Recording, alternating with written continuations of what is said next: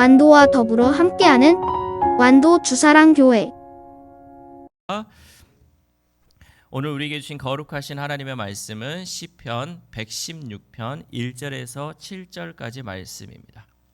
제가 가진 성경으로 구약 888페이지 시편 116편 1절에서 7절까지 우리 하나님의 말씀을 한 절씩 교독해서 읽겠습니다. 여호와께서 내 음성과 내 간구를 들으심으로 내가 그를 사랑하는도다.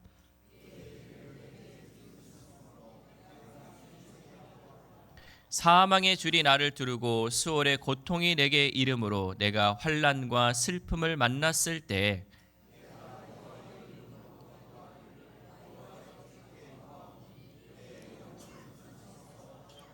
여호와는 은혜로우시며 의로우시며 우리 하나님은 긍휼이 많으시도다.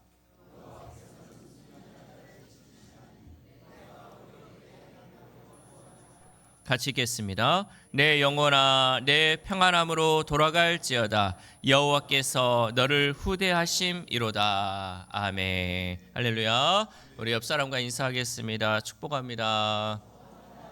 네, 잘 오셨습니다. 우리 가슴에 손을 얹고 고백하겠습니다. 나는 행복합니다. 나는 잘 되고 있습니다. 나는 복받은 사람입니다. 나는 건강합니다. 이 말씀대로 이루어질 줄 믿습니다. 여러분, 우리가 선포하고 이렇게 할 때 하나님께서 우리의 음성을 들으시고 그 음성대로 우리에게 응답하실 줄 믿습니다. 우리나라 사람들은요, 생각보다 참 열심히 살아가요. 우리나라 사람들 아프리카 오지에 갖다 놔도 잘 살더라고. 우리나라 사람 얼마나 잘 살고 얼마나 부지런히 얼마나 열심히 사는지 몰라. 그래서 우리가 전쟁 이후에도 이 나라가 이렇게 성장할 수 있었던 것은 우리나라가 참 열심히 살기 때문이에요. 그래서 다들 겉으로 보기에는 열심히 사니까 좀 괜찮아 보일 때도 있어요. 그 뭐 문제가 없어 보이잖아요. 신앙생활도 잘 하고 예배도 잘 드리고 또 해야 할 일도 잘 감당하며 우리는 다 바쁘게 살아갑니다. 그런데 어느 순간 이런 마음이 들 때가 있어요. 우리가 막 바쁘게 또 잘 지내다가요, 가끔 이런 생각 들잖아요. 나 왜 이렇게 지치지? 왜 이렇게 힘들지? 아무리 쉬어도 왜 몸이 피곤하지? 이런 거 여러분 느껴질 때가 있을 것입니다. 이렇듯 몸은 쉬는데 마음은 쉬지 못하는 것처럼 느껴질 때가 있다라는 거죠. 그리고 사람을 만나면서 막 웃고 떠들고 재미있게 시간을 보내는 것 같은데 속으로는 여전히 뭔가 허하고 불편한 것이 느껴질 때가 있습니다. 여러분, 이것이 바로 영혼이 지쳐 있다는 신호예요.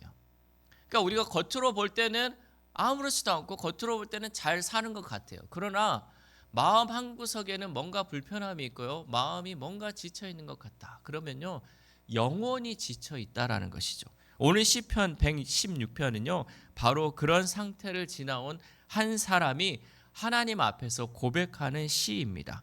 이 시편은 이론과 설명이 아니라 죽을 것 같았던 사람이 살아서 드리는 고백이에요. 그러니까 내가 정말 죽을 것 같은 그 고통 가운데에서도 살아난 거예요.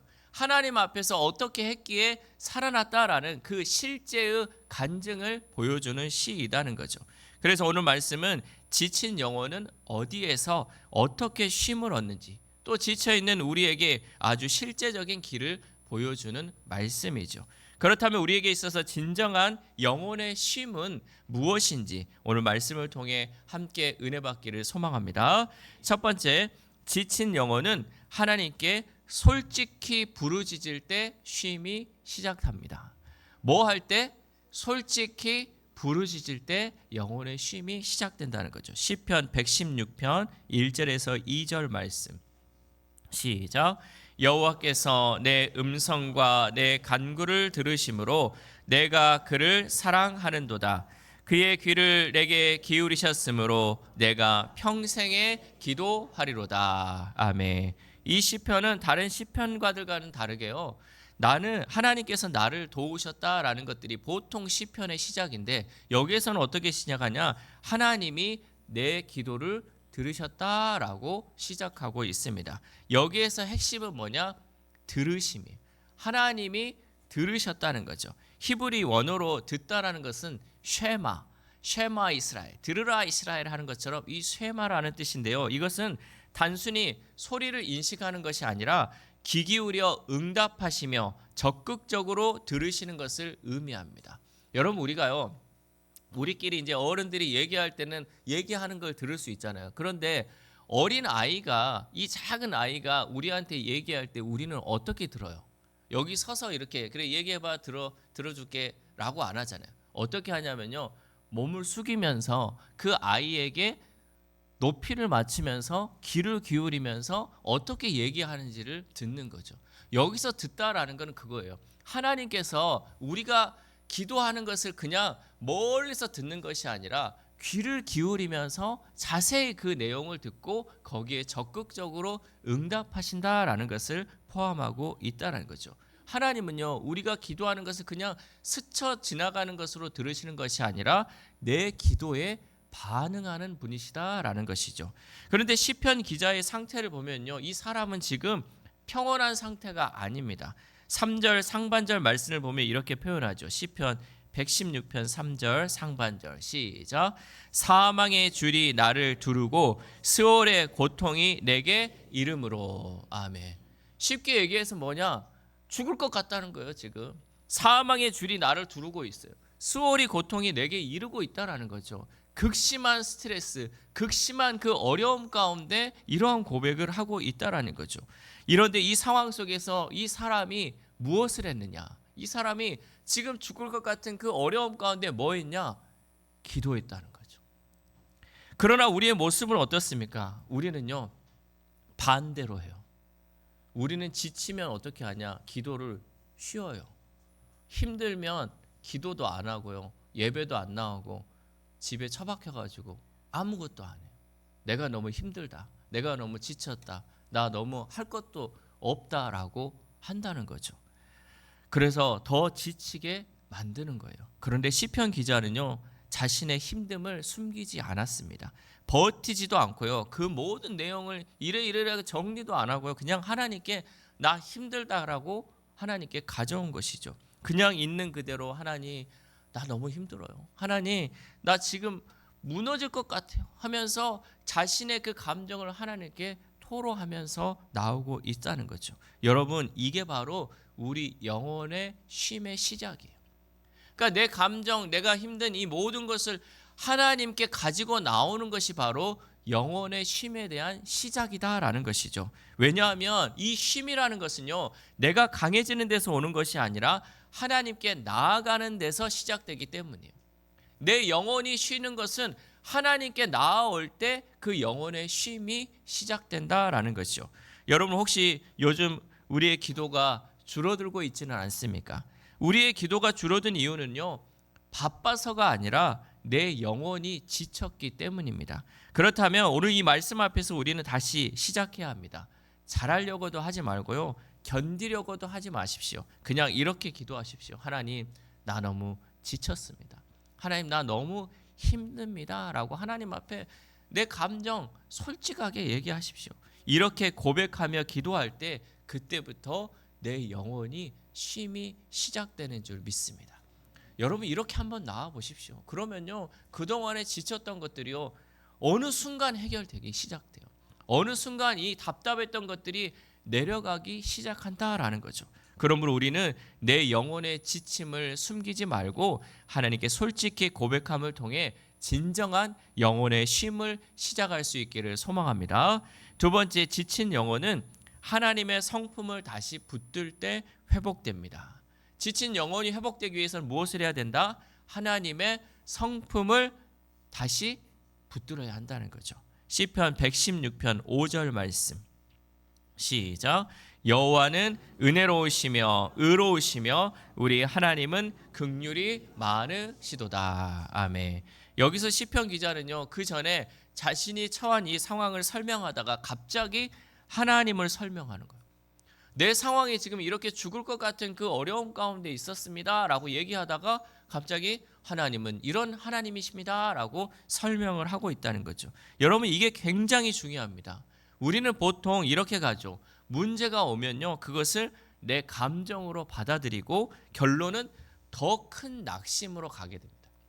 나한테 문제가 생기잖아요. 그럼 이제 감정적으로 아이고 어쩔까, 아이고 저 사람 어쩔까 하면서 이 문제를 감정으로 받아들여요. 그러면서 어떻게 되냐? 그게 낙심으로 이어집니다. 그런데 시편 기자는 이렇게 하죠. 문제가 오니까 기도하니까 하나님의 성품을 확인하게 된다라는 거죠. 시편 기자가 말하는 하나님은 어떤 분인가? 본문에서는 세 가지로 말하고 있어요. 은혜로우시며 의로우시며 긍휼이 많으시도다. 먼저 은혜로우시다의 의미는요, 값없이 호의를 베풀다, 자격 없는 자에게 친절을 베풀다, 그리고 불쌍한 자를 향해 마음이 기울어지는 상태를 의미합니다.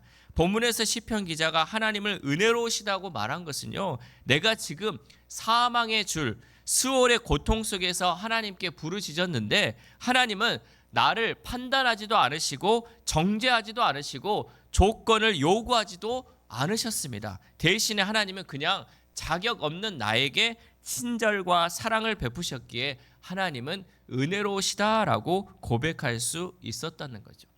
그러니까 내 지금 상황을 하나님이 보신 것이 아니에요. 그래, 너 정말 잘못해가지고 네 그런 상황 됐잖아 라고 얘기도 안 하시고요, 내 처한 상황에 내가 정말 잘못하고 실수했을지라도 그 모든 것을 판단하지 않으시고 하나님은 친절과 사랑으로서 나를 품어주셨기 때문에 하나님은 은혜로우시다라고 고백할 수 있었다는 거죠. 우리 하나님은 이런 은혜를 우리 가운데 베풀어 주시는 줄 믿습니다. 그러니 우리는 다른 것 필요 없이 하나님은 은혜로우십니다라고 고백하면 된다는 거죠. 하나님, 내 모든 상황 하나님 다 아시잖아요. 하나님은 은혜로우신 하나님이다라고 고백해야 한다는 거죠. 다음으로 의로우시다의 의미는요, 옳다, 바르다, 기준에 맞다, 정의롭게 판단하다라는 뜻을 가지고 있습니다. 그래서 의로우시다는 이 말은요, 단순히 도덕적으로 착하다는 의미가 아니라 하나님은 언제나 올바르게 행하시며 공정하게 판단하시다라는 의미가 있습니다. 본문에 보면 시편 기자가 하나님을 의롭다라고 이 표현한 것은요, 내가 지금 사망의 줄 가운데 묶여 있는데 하나님은 그냥 감정적으로 나를 도와주신 것이 아니라 하나님은 의로우시기 때문에 올바른 방식으로 나를 건져주셨다라는 의미입니다. 그러니까 하나님은 감정적으로 내가 불쌍하니까 아이고 그래 불쌍하지 하면서 건져준 것이 아니라 의로우신 하나님은 올바른 방식으로 나를 건져주셨다라는 거죠. 결국 우리의 삶 가운데 하나님을 의로우시다고 고백할 수 있는 것은 내가 처한 지금의 이 상황이 이해되지 않아도 결국 하나님께서 올바르게 나를 건지시기에 우리는 하나님을 의로우시다 고백할 수 있다라는 거죠. 여러분, 내가 뭐 오해를 받을 수도 있고요, 내가 잘못한 상황이 있을 수도 있잖아요. 그런데 하나님은 그 모든 상황 가운데 하나님께서 올바른 방법을 통해서 나를 그곳에서 건져주시기 때문에 하나님은 의로우시다라고 고백할 수 있다는 거죠. 그 하나님이 우리가 믿는 하나님이다라는 거죠. 마지막으로 이 긍휼이 많으시도다라는 뜻은요, 여기에 나오는 이 긍휼은요 히브리어 원어로는 레헴이라는 단어를 가지고 있어요. 이 레헴의 뜻이 뭐냐면 자궁이에요. 자궁. 어머니의 태가 레헴인데 어머니가 자기 태 속의 아이를 향해 느끼는 깊은 사랑, 이것이 바로 긍휼이다라는 거죠. 어머니가 자기 뱃속에 있는 이 아이를 향하여 그 사랑, 여러분 세상에 어떤 그 사랑보다 가장 귀한 사랑, 그것이 바로 긍휼의 사랑이다라는 것이죠. 본문의 시편 기자가 하나님을 긍휼이 많으시다고 고백한 것은 내가 지금 사망의 줄에 묶여 있는데 하나님은 나의 이 고통을 외면하지 않으시고 함께 아파하시며 나를 건져내셨기 때문입니다. 여러분, 뱃속에 있는 아이가 아프면 누가 아파요? 엄마가 아파요. 뱃속의 아이가 힘들면요, 엄마도 함께 아픈 거예요. 그 하나님은요, 우리의 아픔을 외면하지 않으시고 함께 아파하신다. 여러분, 지금 질병으로 인해서 또 아픔이 있어서요, 고통 가운데 있는 성도님들 계시잖아요. 근데 하나님은요, 그래 너는 아프고 나는 안 아프고가 아니라 하나님은 친히 함께 아파하신다. 함께 그 고통을 느끼고 계신다라는 거죠. 그 하나님은 어떤 하나님이냐? 긍휼이 많으신 하나님이다라는 거죠. 시편 기자는 단순히 교리적으로 하나님이 긍휼이 많으시다라고 고백하는 것이 아니라 자신이 직접 겪은 그 고백, 그것에 대한 하나님의 고백으로 정말 하나님은 나의 이 고통을 외면하지 않으시고 함께 아파하시며 나를 견뎌내셨기에 이렇게 고백할 수 있었다라는 거죠. 하나님은 우리의 고통을 친히 아십니다. 그 하나님은요, 내가 더 이상 고통스럽지 않도록 나를 그곳에서 건져주시는 거예요. 여러분, 우리가 기도할 때, 특별히 아픈 성도님들 기도할 때 이렇게 기도하세요. 긍휼이 많으신 하나님, 불쌍히 여겨주세요. 내 아픔 하나님도 아시잖아요. 하나님, 이 아픔에서 건져주시옵소서. 긍휼이 많으신 그 하나님을 여러분 찾고 기도하면 하나님께서 그 가운데 치료의 은혜를 우리에게 허락하실 줄 믿습니다. 그러므로 여러분, 우리 하나님은 은혜로우시며 의로우시며 긍휼이 많으신 하나님이신 줄 믿습니다. 그 하나님은 자격 없는 나에게 친절과 사랑을 베풀고 주시고 내가 처한 지금의 이 상황이 이해되지 않아도 결국은 올바른 방식으로 나를 건져주시는 하나님이십니다. 또한 내가 지금 아프고 고통당하는 거 하나님께서 외면하지 않으시고 그 고통을 함께 겪으며 결국 나를 구원하시는 하나님이신 줄 믿습니다. 여러분, 이게 왜 중요하냐면요, 우리가 그 하나님을 바라보면 그 하나님을 통해서 내 마음이 바뀌기 때문입니다. 우리가 어떤 사람을 대할 때도 마찬가지입니다. 여러분이 아는 어떤 사람 중에 정말로 정직하고 신뢰가 가는 사람이 한두 명은 있을 것입니다. 그런데 그 사람이 어떤 사건에 휘말리거나 잘못에 연루되었다고 가정을 해보면요, 그동안 봐왔던 그 사람의 성품을 알기에 우리는 그 사람을 신뢰하는 거예요. 저 사람 그럴 사람이 아니야. 왜? 그 사람의 성품을 내가 본 성품을 알기 때문에. 뭔가 실수가 있었겠지, 뭔가 잘못이 있었겠지. 우리가 그 사람의 성품을 보고 판단하지 당장 일어난 그 사건을 보고 얘기하지 않는다는 거죠. 하나님은 때론 우리에게 고난을 주고 아픔을 주더라도요, 우리가 하나님의 그 성품을 이해하면요, 이러한 오해가 풀리는 거예요. 하나님은 어떤 하나님이나 하나님은 은혜로우시고 의로우시며 긍휼이 많으신 하나님인데 나를 그 고통 가운데 그냥 던져놓는 하나님이 아니라는 것이죠. 하나님의 성품을 알면요, 우리가 그 하나님을 믿음을 통해서 하나님은 어떤 하나님이다, 나를 이제 이곳에서 구원하실 하나님이라는 그 믿음이 있기 때문에 우리는 그 하나님의 성품을 바라볼 수 있어야 한다는 거죠. 하나님은 상황에 따라 이렇게 저렇게 반응하는 분이 아니라 하나님의 성품에 따라 일하시는 하나님인 줄 믿습니다. 상황은 여전히 힘들지만 하나님은 여전히 선하신 하나님이시죠. 여러분, 이 고백이 지친 우리의 영혼을 다시 세워줄 줄 믿습니다. 그러므로 우리는 내 상황을 바라보지 말고 은혜로우시고 의로우시며 긍휼이 많으신 그 하나님의 성품만을 바라볼 수 있기를 소망합니다. 마지막으로 세 번째, 지친 영혼의 진짜 쉼은 하나님께 돌아갈 때 완성됩니다. 시편 116편 7절 말씀 시작. 내 영혼아 내 평안함으로 돌아갈지어다 여호와께서 너를 후대하심이로다. 아멘. 여기서 돌아가라라는 이 원래 히브리적 원어 의미는요, 단순한 이동이 아니라 원래 있어야 할 자리로 회복되는 거예요. 그러니까 내 영혼아 돌아가라 그런 것은요, 내 영혼이 원래 있어야 할 자리로 가야 한다는 거죠. 여러분, 여러분의 영혼이 원래 있어야 할 자리가 어디예요? 여러분의 영혼의 원래의 자리가 어딘지를 알아야 될 거 아니에요. 내가 원래 있어야 할 자리도 모른 채 돌아가라 그러면 내가 도대체 어디로 돌아가라는 건지 모르잖아요. 우리 영혼이 원래 있어야 할 자리는 어디냐? 하나님 안입니다. 하나님 안에 내 영혼이 있어야 한다는 거죠. 그것이 바로 우리의 원래의 자리라는 거죠. 그런데 우리 영혼은 지금 어디에 있습니까? 우리 영혼은요, 지금 문제 속에 머물러 있어요. 내 영혼이 문제 안에 있다는 거죠. 그리고 걱정 속에 머물러 있습니다. 그것뿐입니까? 비교 속에 머물러 있고 상처 속에 머물러 있습니다. 무엇이? 내 영혼이 지금 그런 상태 가운데 있다는 거죠. 그래서 내 영혼이 지치는 거예요. 내 영혼이 하나님 안에 있으면요, 우리가 참된 안식을 누릴 수 있는데 내 영혼이 문제 속에 있고 또 고민 속에 있고 비교 속에 있고 상처 속에 머물러 있기 때문에 내 영혼이 계속해서 지쳐가고 있다라는 거죠. 그러므로 여러분, 이 시간에 내 자신에게 손을 얹고 이렇게 선포하십시오. 내 영혼아, 돌아가라. 어디로? 하나님 안으로.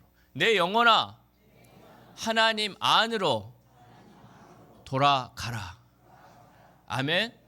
이 영혼이 하나님 안에 있을 때 참된 영혼의 쉼을 얻게 될 줄 믿습니다. 그리고 시편 기자는요, 우리가 하나님께 돌아갈 이유를 7절 하반부에서 이렇게 말씀하죠. 여호와께서 너를 후대하시리로다. 내가 하나님께 돌아가면요, 하나님께서 우리를 후대하신대. 이 후대하신다의 원어적 의미는요, 풍성하게 베푸신다, 이미 선하게 행하셨다라는 의미가 있습니다. 즉 하나님이 이미 나에게 풍성한 은혜를 베푸셨으니 다시 하나님께로 돌아가라라는 거죠. 우리가 하나님께 받은 은혜가 얼마나 많습니까? 하나님이 나에게 주신 그 사랑이 얼마나 큽니까? 이 사랑이 이 안에 있으면 되는데 이 안에 있지 않고 이 밖에 있기 때문에 내 영혼은 지쳐가고 있다는 거죠. 우리가 하나님 안에 있을 때 내 영혼이 하나님이 이미 주신 그 은혜로 풍성한 복을 누릴 수 있기 때문에 우리는 하나님 안에서 내 영혼의 참된 쉼을 누릴 수 있기를 소망합니다. 여러분, 우리 영혼에 있어서 쉼은요, 환경이 바뀌어서 오는 것이 아니고 우리의 진정한 쉼은 위치가 바뀌어야 온다는 거죠.